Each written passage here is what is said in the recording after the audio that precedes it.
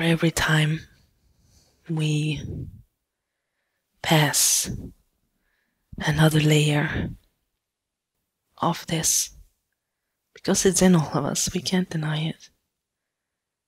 And if we sitting here can agree that actually it makes no sense to try to find a cure to fix it, because there is nothing wrong with it. If we think about it in that way, there is this part of me, it's no good, I need to fix it. If you think about it that way, you're already making it a problem.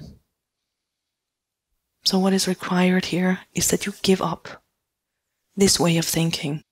If we can just speak on a baseline of, okay, I accept the human gift entails all of this wonder and all of this hardship. This is our gift. And I accept it. I receive it. Then your life starts anew right now. Because you will have changed your mind in regards to a willingness to be present with all that arises within you. As the result, giving birth to compassion, and as the result of your own compassion, this spreads. You see, when you can be compassionate with these parts of you, you can be the same kind of compassionate with other being in their own struggle, yeah? When we acknowledge that, all of a sudden our lives are quite different, because now we can kind of reassess our ways and see how much of the way that we're living our life is based on that avoidance, how much of our lives are based on the disagreement to be fully with the human gift.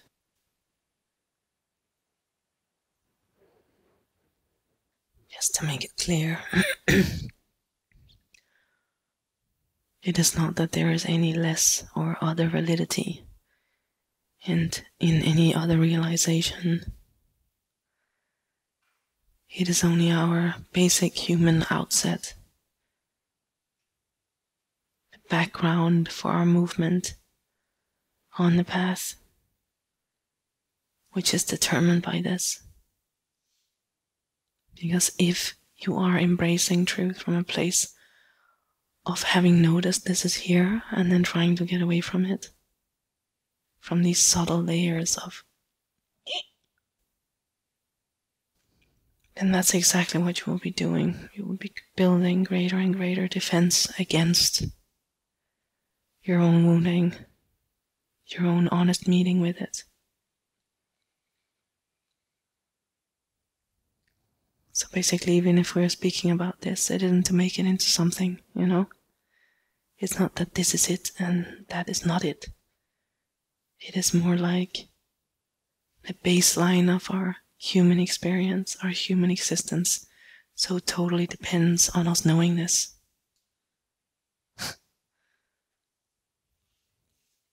But once you know the show is over, you can't actually defend to yourself to move in that other way anymore.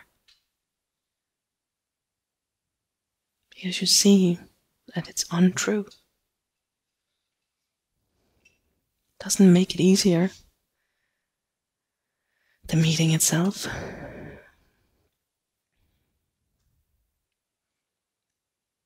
But it does make it more direct.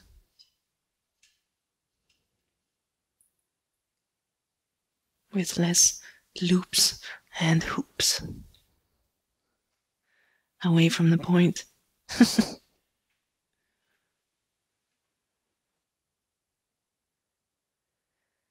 I could share with you a little what it looks like when the preference is gone. When there isn't this attempt or need to turn away from the honesty of feeling. And the way that it looks is that our human unfolding, in my experience, is ongoing and ongoing and ongoing. that we can descend deeper and deeper and deeper in through these layers, revealing more and more of her, of wisdom through us.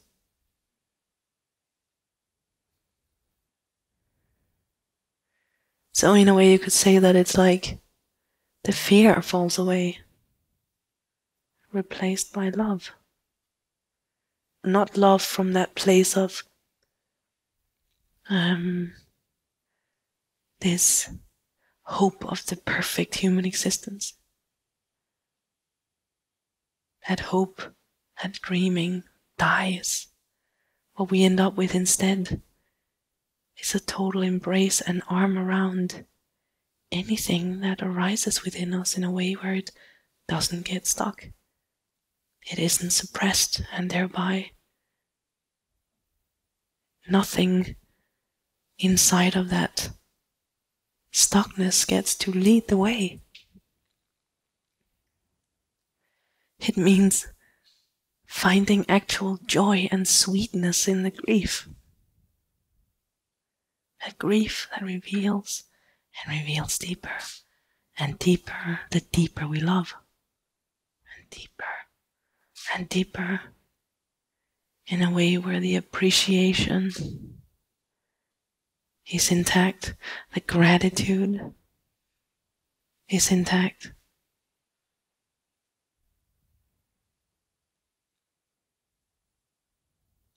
And with that intact, of course, we're just being born deeper and deeper and deeper. But I must say it makes an immense difference to have lost the arrogance around the meeting with that deepening. Because it's natural.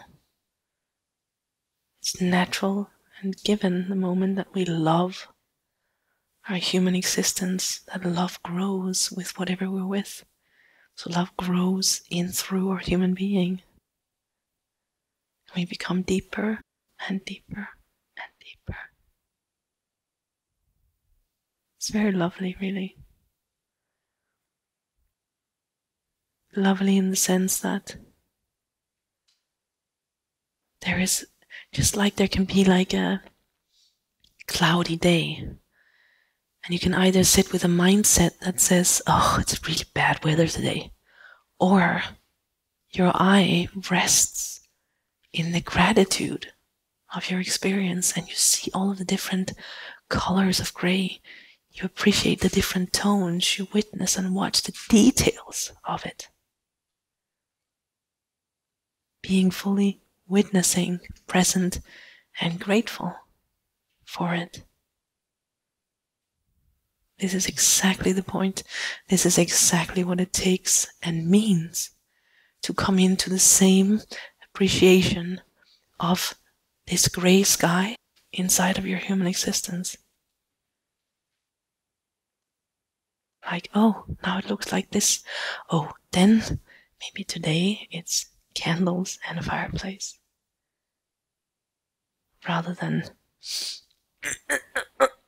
inside, moving out the door, trying to get something done just because we can't give ourselves the love and presence of not doing, but being.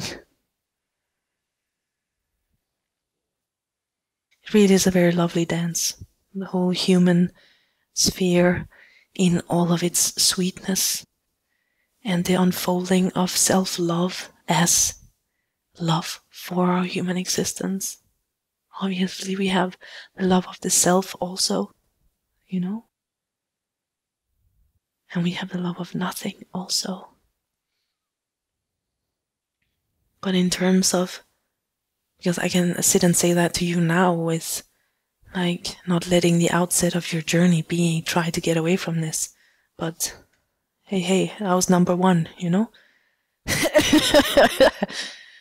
I've done all of the mistakes. But I can also basically tell you that despite whatever God states, despite whatever can be found, of peace, of love, all of this in all of these different states, and all of this expanse and emptying out of the heart and meeting God and all of this. It was not until I reached this point that there was an actual option of dropping into relaxation as a human being, that satisfaction could start unfolding as a human. Because what we move with otherwise is very much a hunt for love, you know? Looking for love. But we are that love.